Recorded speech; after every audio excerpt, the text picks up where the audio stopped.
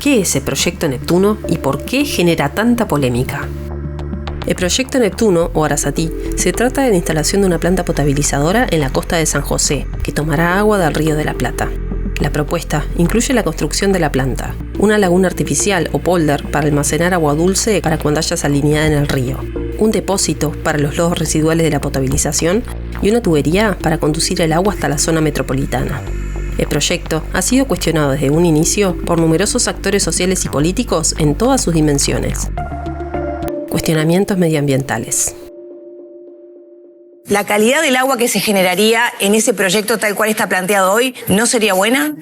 Los estudios que se han hecho sobre el Río de la Plata a esa altura nos indican que en promedio unos 60 días al año el nivel de salinidad es alto. Durante los periodos de sequías y cuando más necesitamos agua para potabilizar es cuando hay bajos caudales en general y el océano Atlántico tiende a ingresar al Río de la Plata y eso hace que no se pueda potabilizar el agua por la cantidad de sales que tiene, ¿no? Y el otro gran tema es que es una zona que se está constituyendo con floraciones permanentes de algas. Hablamos de las famosas cianobacterias, ¿no? Por supuesto. Exacto. Y bueno, tenemos una imagen para compartir que muestra justamente la presencia de cianobacterias. Lo que está en verde flúor son las floraciones de cianobacterias. Ese círculo que vemos en la pantalla es donde va a estar justamente ubicada esta planta que se planea construir allí. Para nuestra sorpresa, nos encontramos que no solamente están en verano.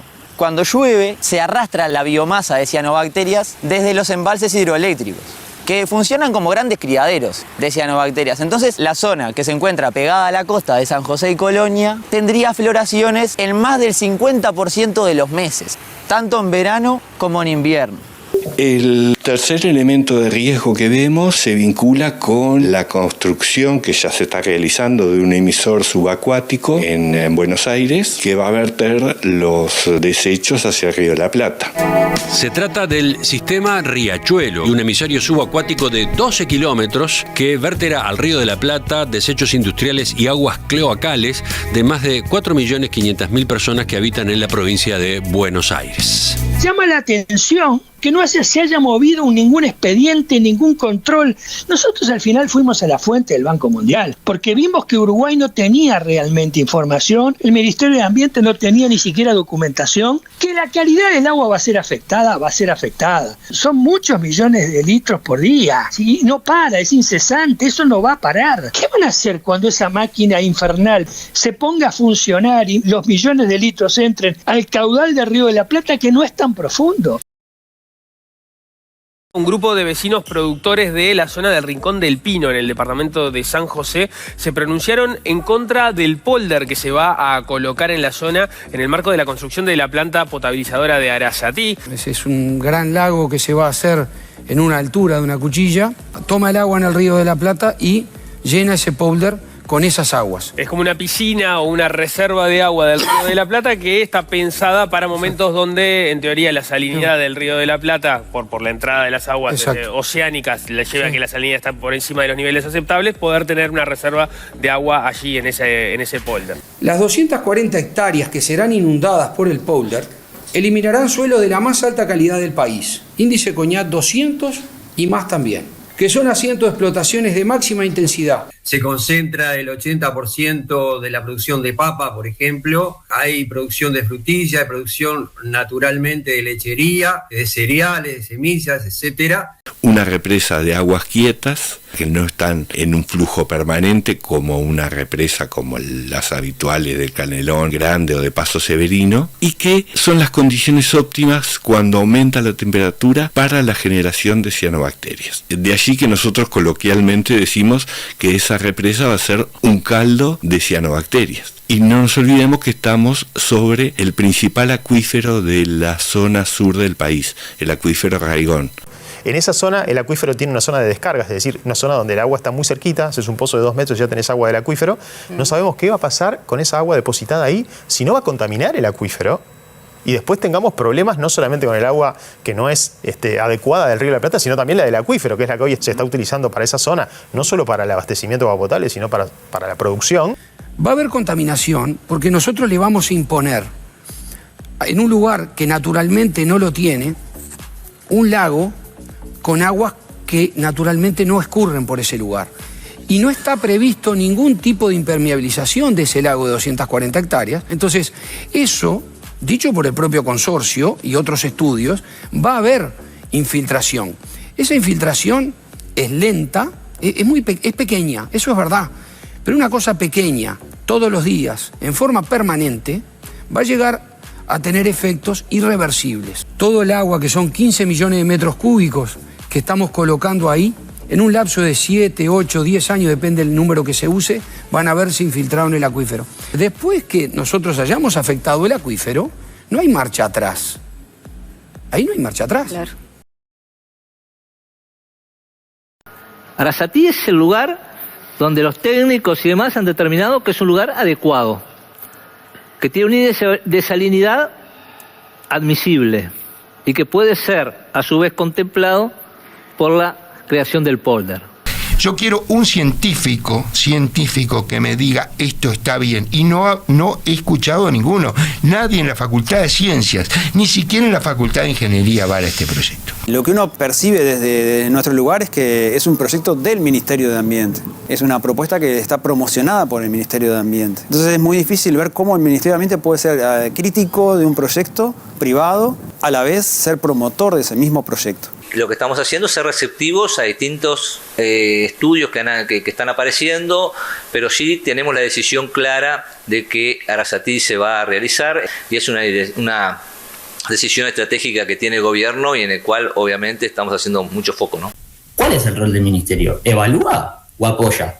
¿O los dos? Con nosotros llegamos a un informe donde tenemos la certeza de que no va a haber impactos ambientales inadmisibles. Los técnicos concluyeron de que los episodios de salinidad, si bien no eran los que manifestaba el consorcio, tampoco eran que hicieran inviable el proyecto. Si uno es trabajador y trabaja para determinada persona o determinado lo que sea, ¿no? Siempre va a estar del lado del jefe, digamos, ¿no? De lo que te piden que hagas. Entonces, ¿cómo puede ser un técnico imparcial en la medida que el ministerio tiene una postura clara y apoya un proyecto? ¿Se puede realmente evaluarlo de forma imparcial? E incluso ir en contra de lo que quieren las autoridades. Este gobierno se va a ir el 1 de marzo del 2025 sin dejar dicho lo que hay que hacer en materia de agua potable, empezando la obra de Arasatí en los próximos tiempos. Estamos con el gerente general de OCE, Arturo Castañino. Mire, ahora resulta que para algún sector de científicos muy respetados, el enemigo público número 1 se ha transformado el río de la Plata, que está apestado, que tiene cianobacteria, que tiene pequeños motos, que no se puede bañar, que no se puede potabilizar el agua, que es caro. El río de la Plata es la fuente infinita y es la solución a todos nuestros problemas de agua potable en el futuro, y es el cambio de nuestra matriz de agua potable. A mí me da la impresión que a los políticos les gusta la ciencia cuando la ciencia les dice lo que quieren escuchar. Y en este caso va a ser muy difícil porque, bueno, realmente tiene demasiados problemas. Este proyecto no hay manera de apoyarlo, digamos, ¿no? ¿De qué le ocurre? Que van a estar arriba las cianobacterias y abajo la sal, con lo cual vamos a tener el combo completo. Es terrible.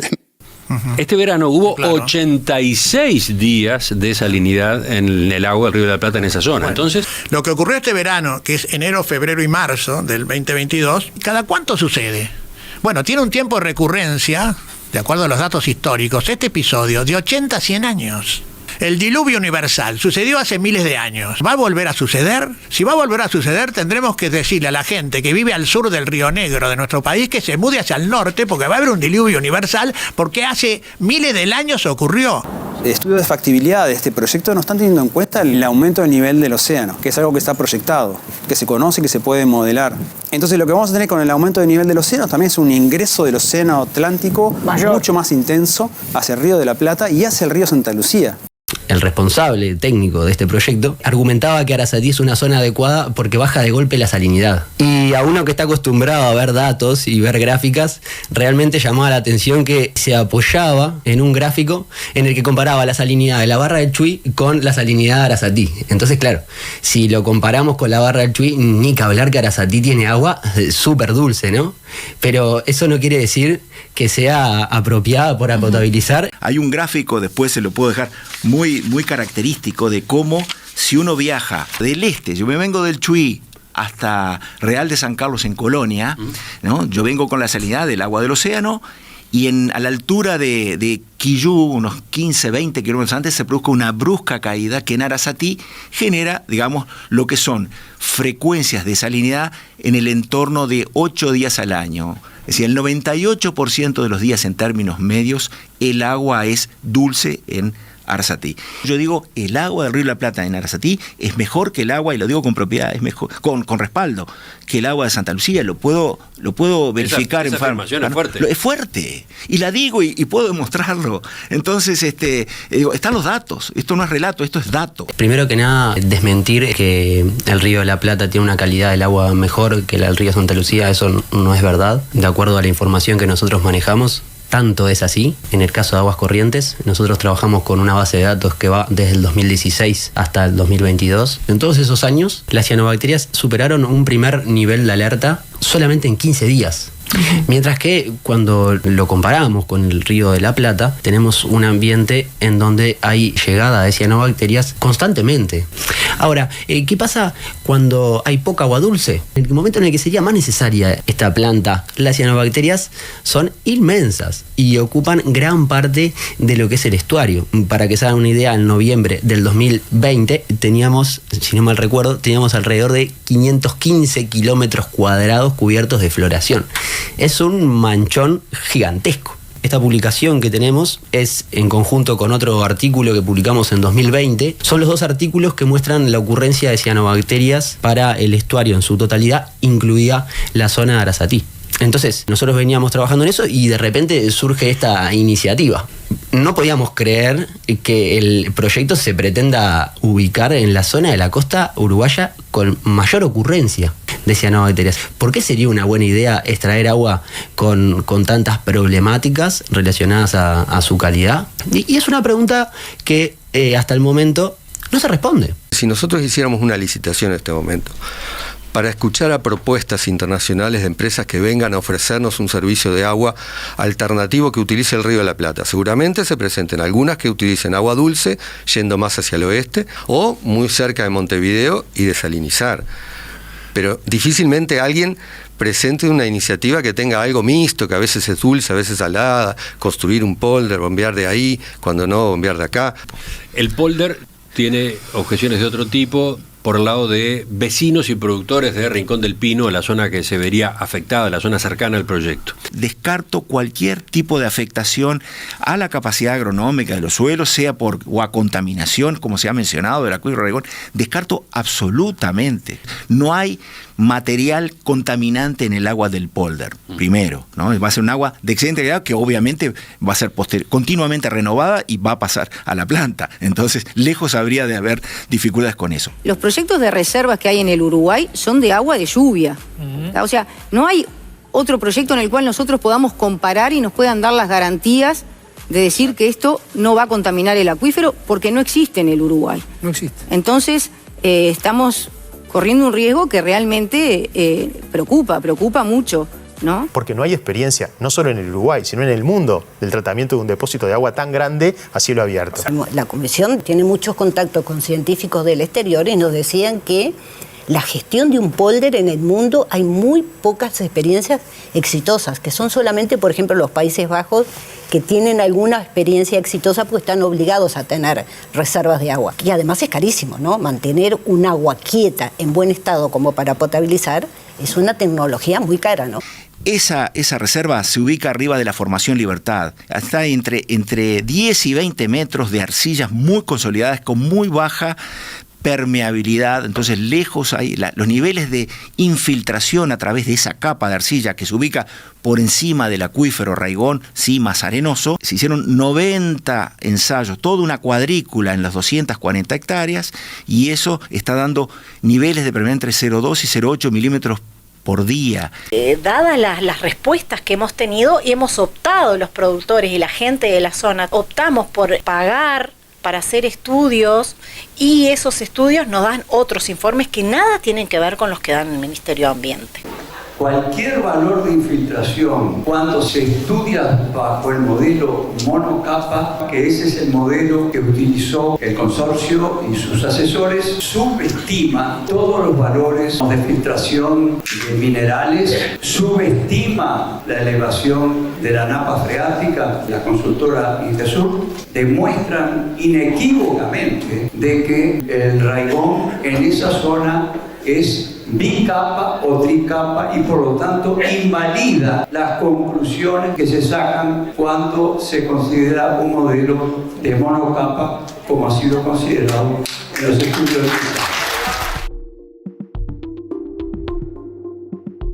Bueno, y a propósito del Ministerio de Ambiente, sí, aprobó la autorización ambiental para la construcción de esta planta potabilizadora en Arasatí. Nos hemos convocado para anunciar que hemos otorgado la autorización ambiental previa del proyecto Arasatí, luego de un proceso exhaustivo, transparente y participativo.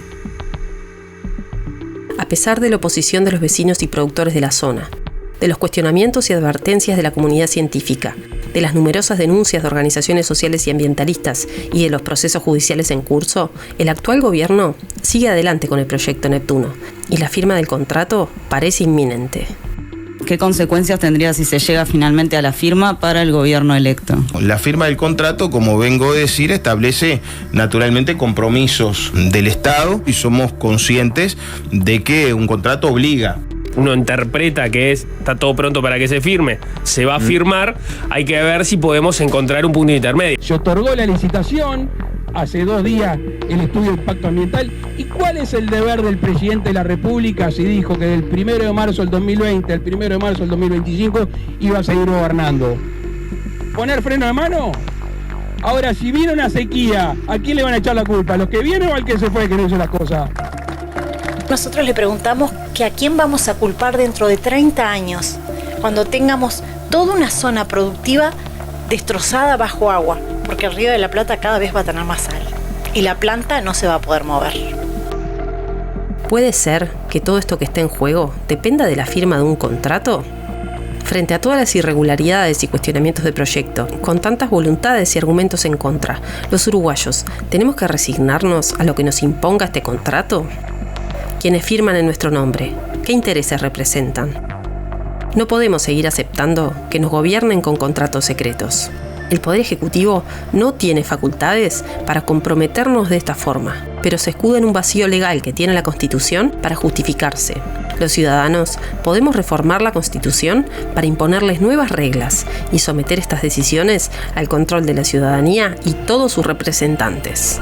Firma para habilitar el plebiscito que nos permitirá impedir que los gobiernos sigan firmando contratos secretos, que someten nuestra soberanía, regalan nuestra agua y nos endeudan durante décadas. Firma por la reforma Uruguay Soberano. El poder está en vos.